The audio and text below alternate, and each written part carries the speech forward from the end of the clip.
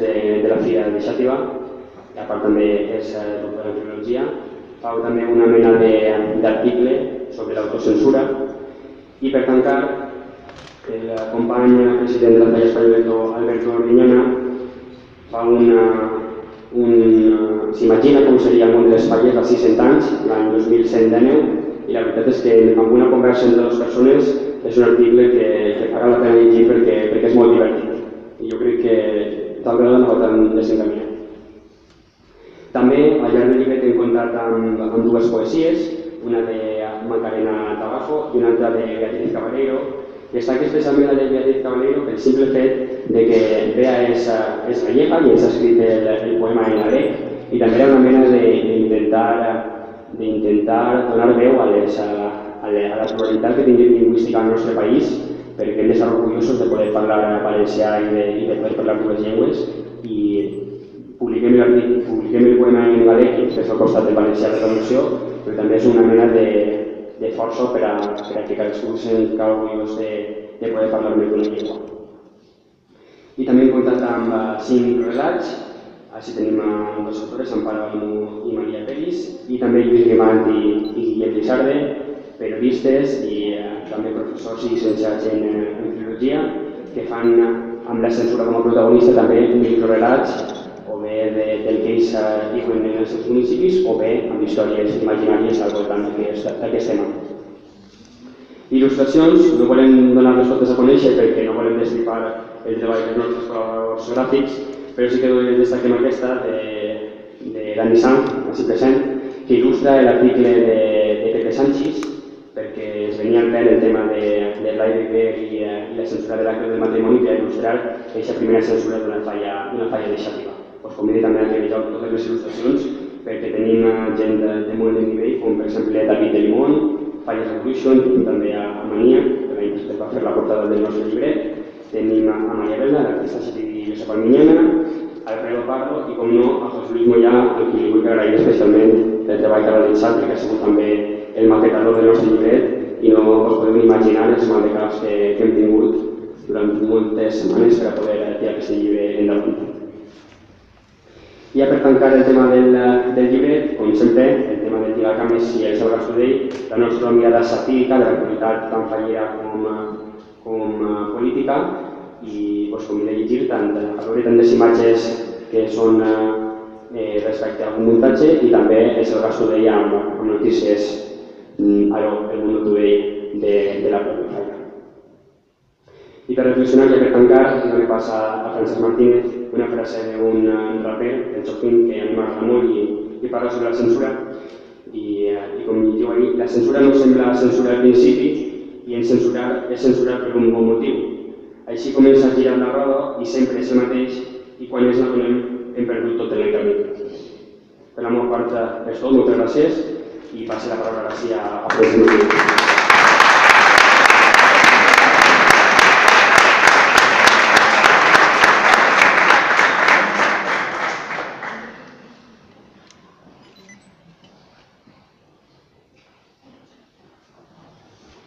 Presente Francesc, que ja té tot. Francesc Martínez, tinc el gust de tindre-lo al meu costat. Francesc durant alguns anys ha sigut professor meu en la carrera, així que la veritat és que li vaig proposar fer l'article i va acceptar, perquè la feina que té Francesc és molt dura dia darrere dia, va ser tot un plaer, i la veritat és que encara més tindre-lo que s'hi presenti i que ens pugui il·lustrar a tots amb el tema que ens va parlar, que és el de la traca.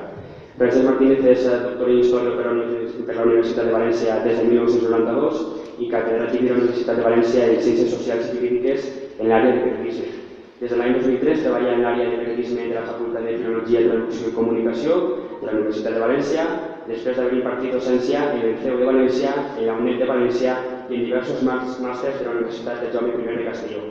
La seva docència i línies d'investigació se centren en la història de la comunicació social al País Valencià, l'humor i la sàtira en els mitjans de comunicació i el catàleg històric de la premsa en català. Entre les moltes publicacions que ha realitzat és autor del llibre La traca, la transgressió com a norma, del que avui ens va contar un poc. Bé, molt bona nit. Especialment a la primera fila i a la segona, la dels menús, molt bona nit a tots. Fallers Cel d'Estovar. Bé, en primer lloc, el que vull és agrair el fet d'estar així, el fet de participar en un llibre tan transgressor, només la portada ja està donant la senyal, tan transgressor com el que ha fet la Falla enguany. Em sembla no només un encert, sinó una provocació, però és que jo penso que les falles precisament estan així per a provocar. Durant massa temps les falles han estat un passatemps, calia vorejar-les i no fixar-se massa. I penso que ha arribat l'hora que les falles ens interpel·len, ens toquen la fibra, l'ànima, i ens posen a debatre a tots els ciutadans que utilitzem el carrer.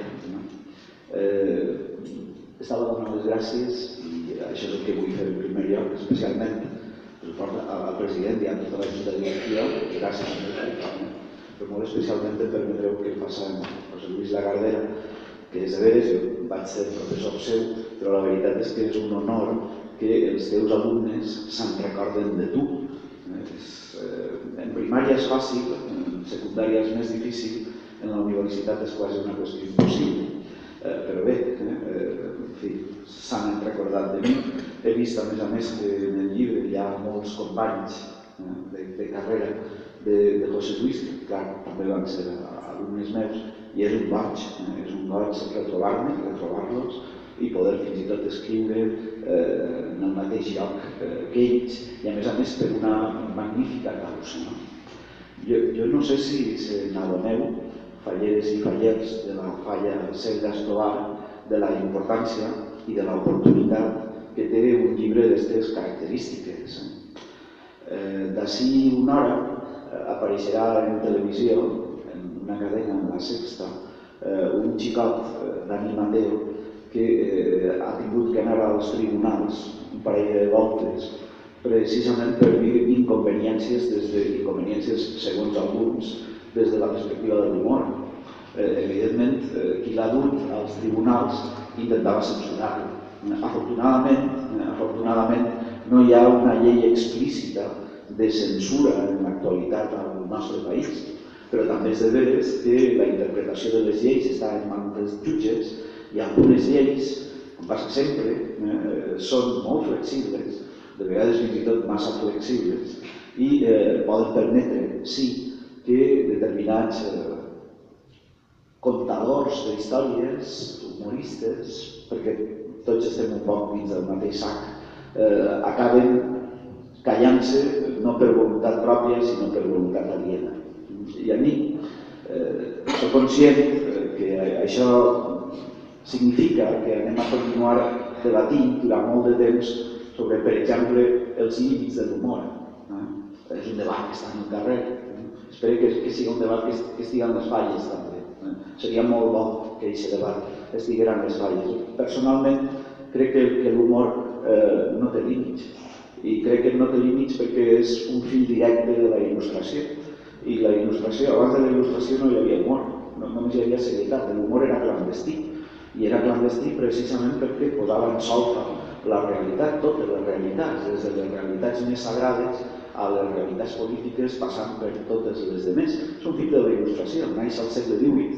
Voltaire és un dels teoritzadors de l'humor, i el que ens diu és que no hi ha cap idea que siga sagrada, no hi ha cap idea que siga digna per ser. Les persones són dignes, les idees són totes susceptibles de ser criticades, per a començar les meves.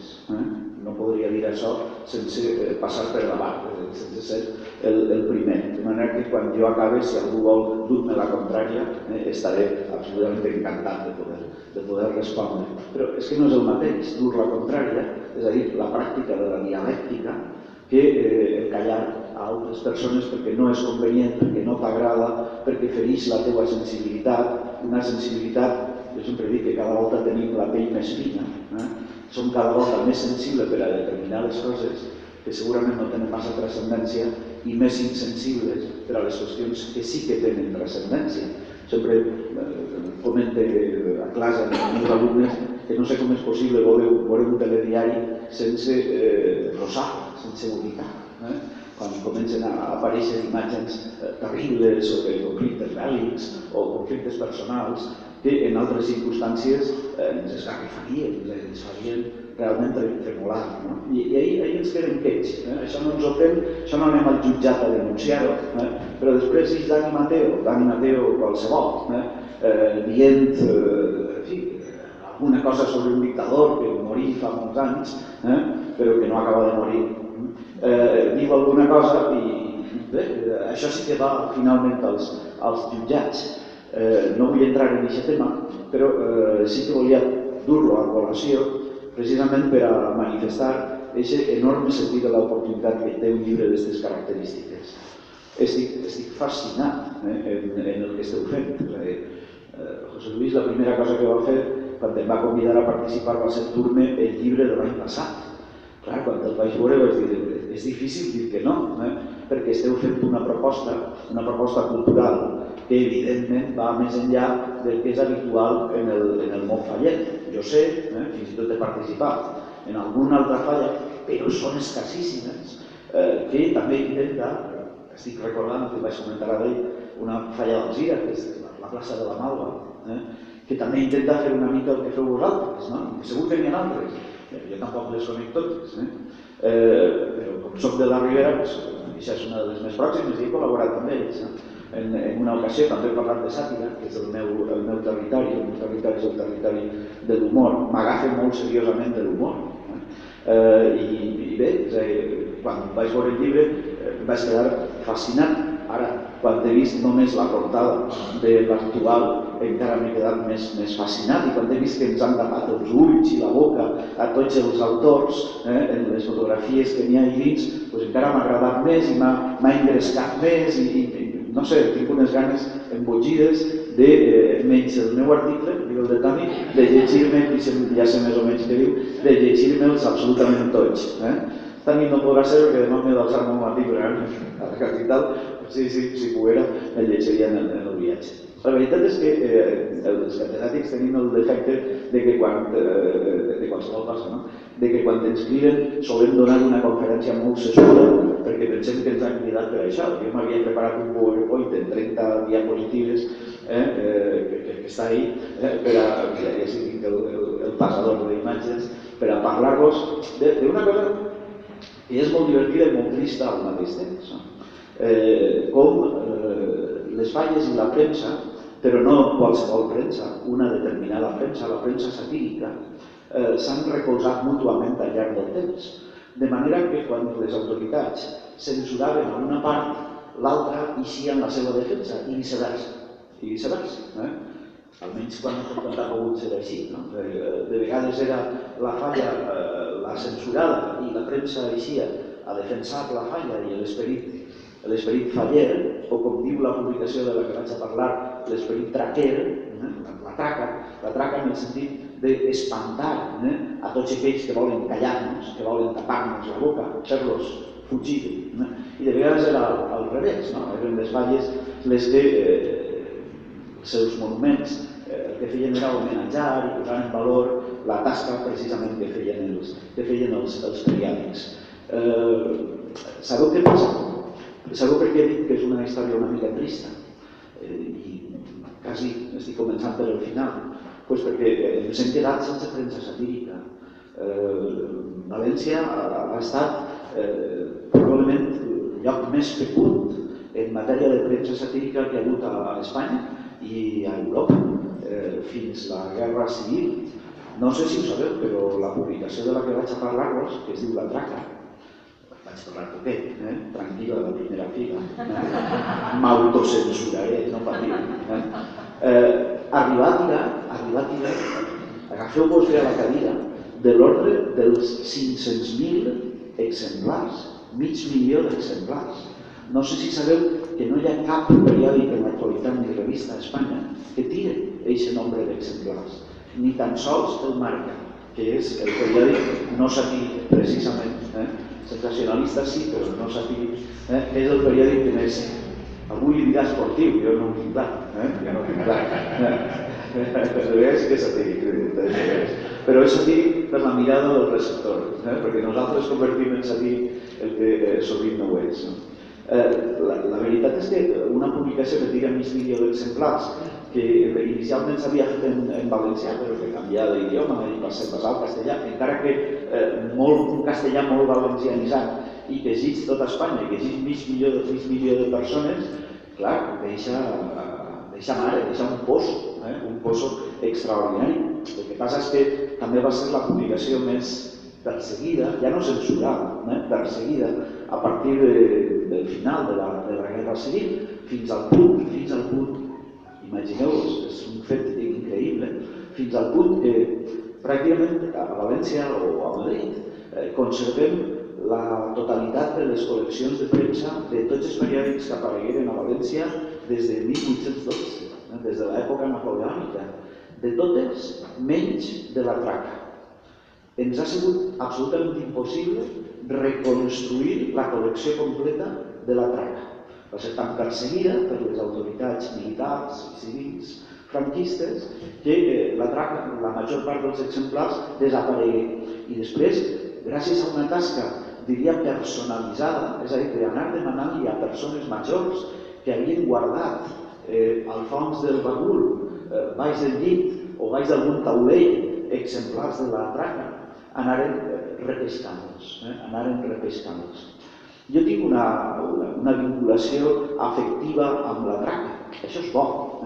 Això és bo perquè nosaltres ens dediquem a estudiar i algú pot pensar que des d'una perspectiva, no sé, freda, molt gelada de les coses. Sí, és així, perquè hem de generar una certa distància respecte a les falles o a la premsa quan les convertim en objecte d'estudi. Però vull contar-vos perquè en el meu cas i en el cas del meu vincle amb la traca és una miqueta diferent. Jo, com tots vosaltres, vaig tindre un vuelo, un avi. El meu avi morí quan jo era encara molt xiquet i d'ell recordo poques coses. Però una de les coses que recordo era com em cridava. Em cridava d'una manera molt particular. Aneu a riure-vos, però necessito contar-ho. Perquè és una expressió, potser algú l'haig escoltat, no ho sé. Em deia, vine ací, xorrisples. Veus? Xorrisples. Xorrisples.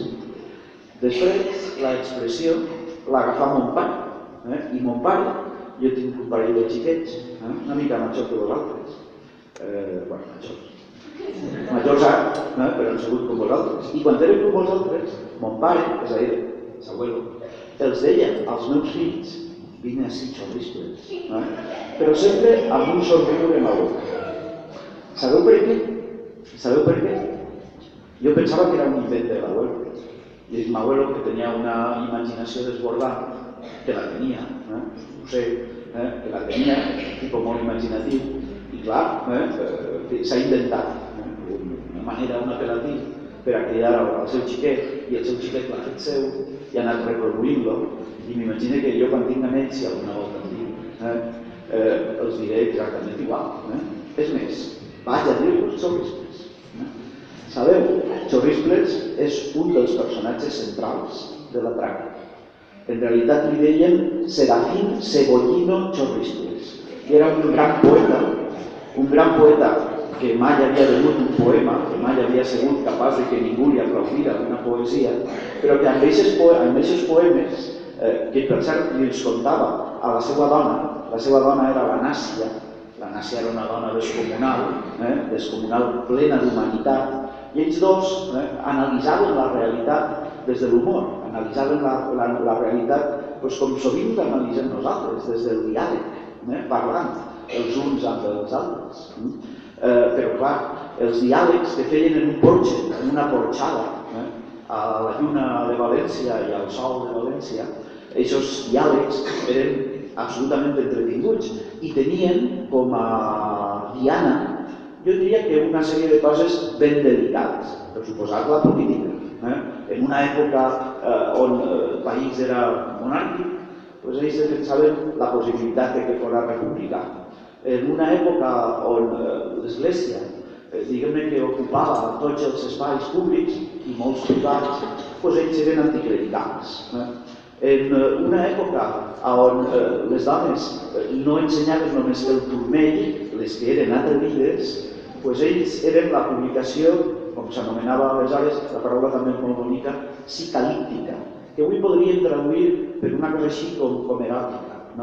I hi havia una sèrie de dibuixants fantàstics, com el Cesc Roca, que ha fet la vostra portada, especialment tu, que devien Tramús, en realitat era un pseudònim, Enrique Pertegàs, el més gran pintor de minuets que ha hagut a València, però que l'home no volia que la bona societat valenciana ho sabera i firmava Tramús i algun altre pseudònim, també firmava Sade, ja se sap, com el Marquès.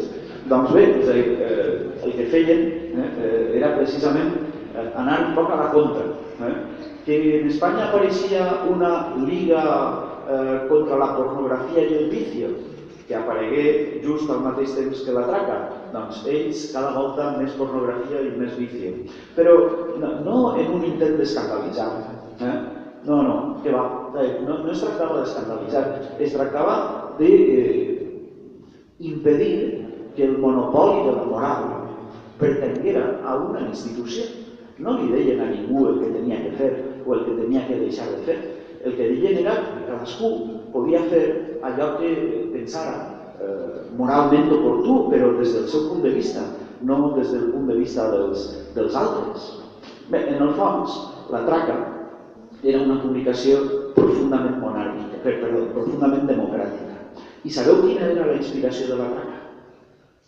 La inspiració de la traca són les falles. Són les falles. I n'hi ha una relació, ara ho veurem, me passa un munt de coses. Coses molt xules. Aquest és l'home que feia la traca, Vicent Miguel Carceller. Aquesta era la portada, que és molt fallera. Són dos personatges, ahir no només, de vegades n'hi ha un, de vegades n'hi ha dos, encenent la traca i no ho veureu, però fa fugir a una persona que va en sotana, a una persona que porta sombrero de copa, és a dir, als potentats de la societat. Per què s'inspiren en el món de les falles? S'inspiren en el món de les falles perquè ells diuen nosaltres som molt valencians. I què és allò que caracteritza a l'hora de criticar? I què és allò que caracteritza els valencians a l'hora de criticar? Doncs, com diuen els francesos, a veure si sé traduir-ho bé, la joie de vivre, és que és una expressió tan bonica, l'alegria de viure, l'hedonisme. Nosaltres ens burlem de la nostra sombra, però perquè tenim una certa voluntat, un cert afany del ben viure, del ben mitjà, del ben gaudir. La falla s'acompanya de què? Quantes nits es quedareu al casal a fer una bona menjada? La casalleta roda o no roda? Roda la casalleta. Per a què roda la casalleta? La casalleta solta la llengua. El que fa fonamentalment és soltar la llengua. I una volta la llengua està solta, ens desinhibim. Les inhibicions desapareixen, i això és l'humor.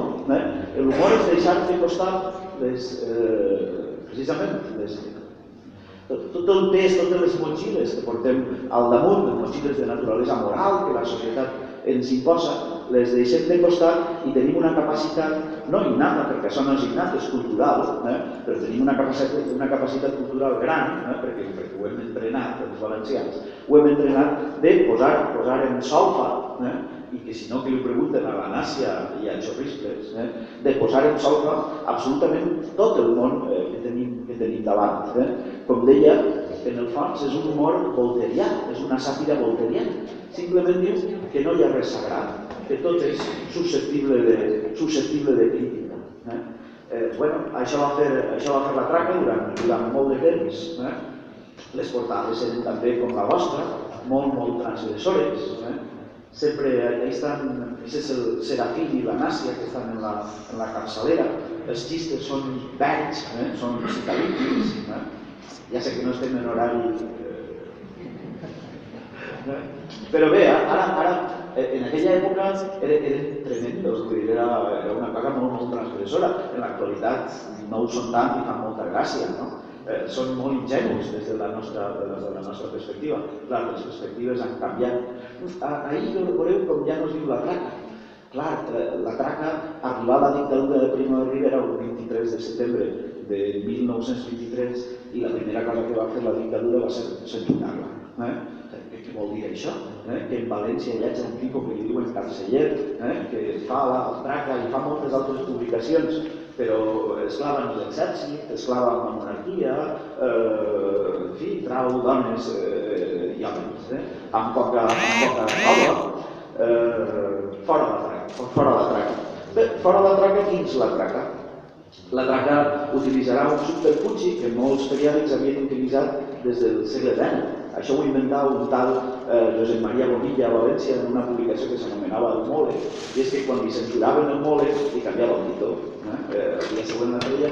N'hi ha un any en què cada dia de l'any, cada setmana de l'any el Mole es diu d'una manera diferent, empra una capçalera distinta. És fantàstic, és fantàstic. La qüestió era estar en el carrer, i era la publicació que més tirava en el seu moment.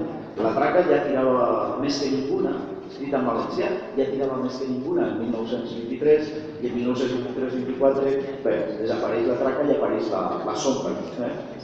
I la sombra és molt valenta, tan valenta que l'any 26 la sombra desapareix perquè torna a ser censurada i apareix la xala.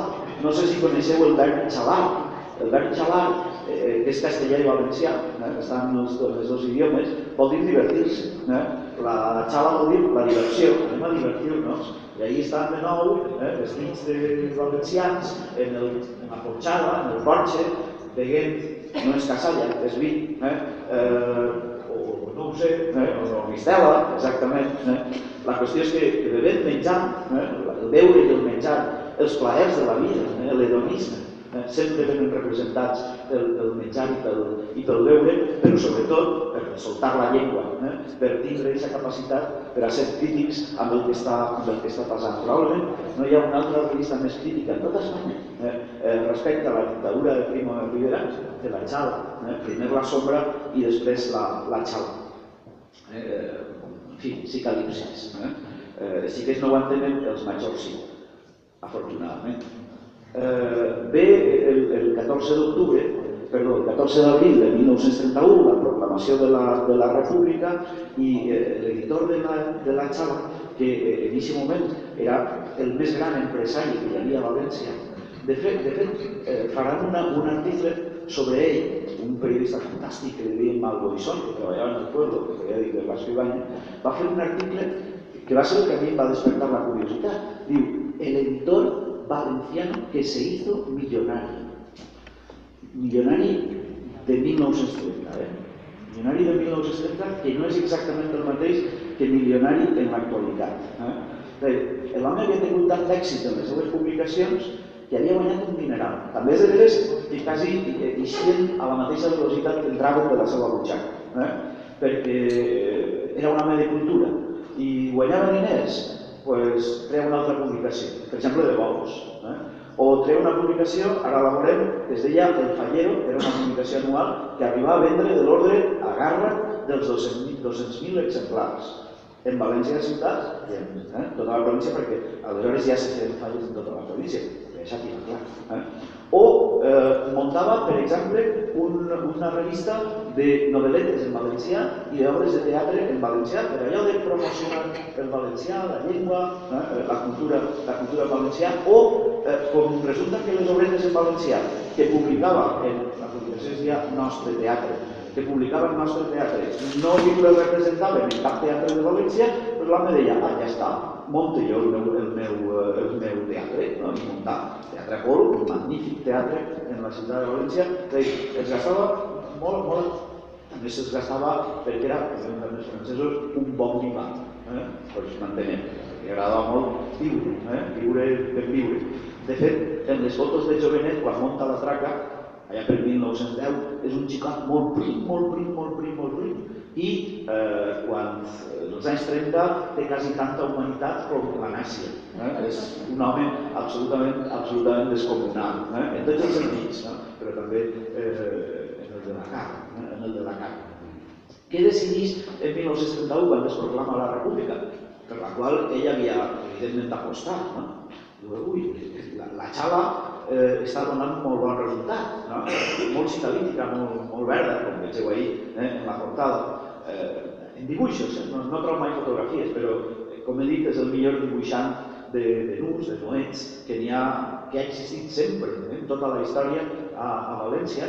Algun dia el rescatarem, algun dia sentireu parlar d'aquest pintor del que ja no se'n recorda ningú, en recordeu-vos si seria que jo vos ho vaig dir, de que pertegats, ja ho veureu, i pren una decisió fantàstica, que és vaig a conservar la xala en València, però la traca vaig a rescatar-la.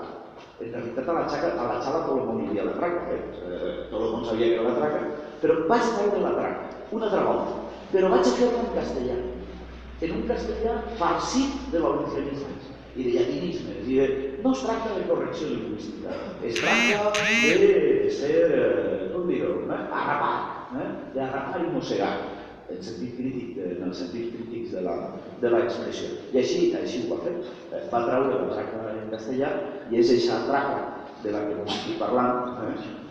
Això són totes les publicacions que trau, els almanacs de la traca, en els anys 30, Clarín, que era el cuento del diumenge, que els han publicat les novel·letes en valencià, el nostre teatre, Bésame, El Piropo, que tenien exactament la dimensió d'una publicació que cap en la butxaca, perquè la compraven els homes i quan entraven a casa se l'amagaven en la butxaca perquè no volien que les seues dones vegeren què coses compraven en el quiosc. No seguís. No seguís Fallero. Va ser també promotor immobiliari. Ara tots coneixeu La Canyada, aquesta organització que n'hi ha tan a prop de València. La Canyada, una organització un poc exclusiva. Doncs bé, La Canyada s'ha d'inventar, ell també. Els primers xalets en La Canyada els va fer ell. Fins i tot va plantar en La Canyada un xalet que representava una barraca, però una barraca que tenia al costat la llotja, a l'altre costat el micalet i al mig una estàtua que hi havia a València molt popular que es deia El Nan.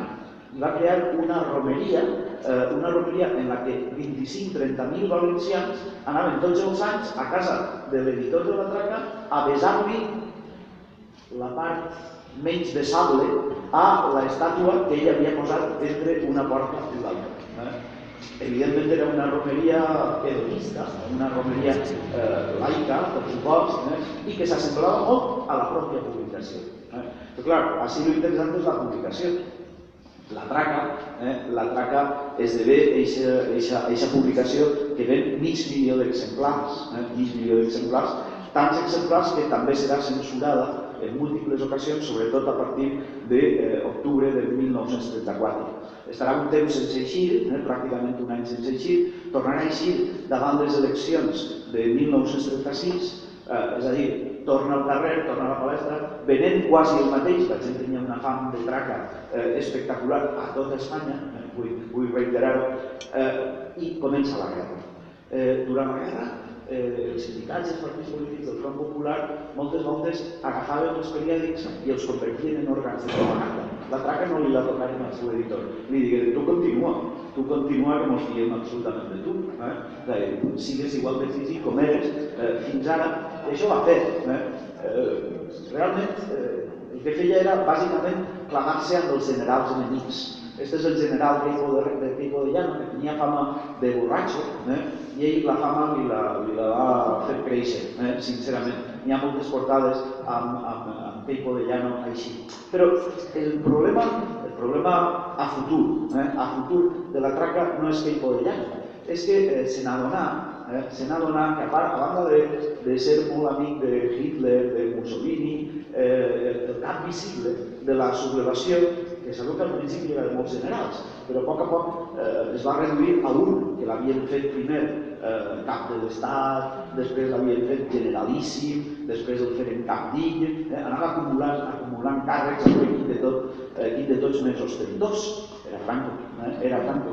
I Franco tenia fama entre els seus companys de promoció les acadèmies militars, de ser marieta, de ser marinica, de ser homosexual. I fora de veres o no fora de veres, ara no entrem en aquesta qüestió. El cas és que la traca va aprofitar l'avinentesa i el va sistemàticament, els grans caricaturistes de la traca, que estan els millors d'Espanya, no són només valencians, els millors són valencians, però la veritat és que ha vingut, perquè hi ha una escola molt potent en València, de caricatura, però hi ha gent que ha vingut de Madrid, de Madrid se'n ve molta gent de València. València, no oblideu, és la capital de la República. Madrid està assetjada i la gent se'n ve a València, venen molts xiquets, venen molts majors i entre ells molts periodistes, molts caricaturistes. I és un honor per a ells treballar a la traca. Però clar, fet això que vegeu en pantalla, dibuixant el general d'esta manera. Hi ha moltes imatges, moltíssimes, m'havia portat unes quantes de Franquita, Doña Paquita, li diuen de mil maneres, perquè bàsicament la idea que avui estaria mal vista, però que hi ha que situar-se, hi ha que contextualitzar, era dir que la valentia estava del costat d'una república que no tenia exèrcit i que havia estat obligada a que la ciutadania agafara les armes i que davant del que tenia eren generals d'ofici, generals de carrera, que no devien ser tan valents com ells deien perquè s'enfrontaven a una població civil, armada però a una població civil que no tenia instrucció, etc. És una magnífica línia d'atac, magnífica línia de propaganda, propagandista, evidentment. Jo diria que va encertar, perquè durant la guerra quasi ben els mateixos exemplars que durant la República en pau, el qual és extraordinari, donat que mitja Espanya està ocupada, en aquest cas, per les tropes franquistes. Així, la mort de Franco als plàtans. Quina conseqüència va tindre això? Mireu, això és molt important dir-ho. Tots sabeu que el franquisme, per a les famílies, però també per a la premsa, s'identifica com el règim censor per antonomàsia. La censura més dura no és la que fa un governador civil, no és la que fa un jutge en aplicació, per exemple, de la llei de 1938, la llei Serrano-Suñer, duríssima en la premsa i duríssima en les falles, en tot el que això comportava. La més dura de totes les censures és la que li feren a la traca en 1939. Feren un decret especial, específic, per a la persecució de tots aquells que havien col·laborat en la traca, començant per el propietari, per Vicent Miguel Carceller. Conseqüència, així tenim el sumarici de Vicent Miguel Carceller. I així dic quina és la conseqüència. En realitat, ahir me quedé curt. De les 6 persones que van ser trobades, que havien col·laborat en la traca, 5 van ser condenades a mort. De les 5 persones condenades a mort, a 4 se'ls va aplicar. Carnicer va passar, els altres 2 se'ls va condenar, se'ls va commutar la pena per 30 anys de presó, un morí en la presó i l'altre per bon comportament va eixir relativament tard, perquè sempre està 12 anys a la presó. Això és molt important, perquè vosaltres penseu que a partir d'aquest moment calia dir-li a un periodista o a un caricaturista no facis això. La pitjor de les censures no és la censura governativa, la pitjor de les censures és l'autocensura.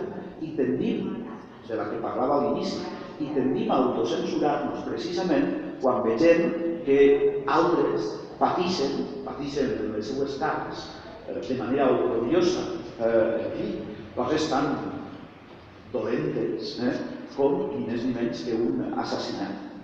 Acabo.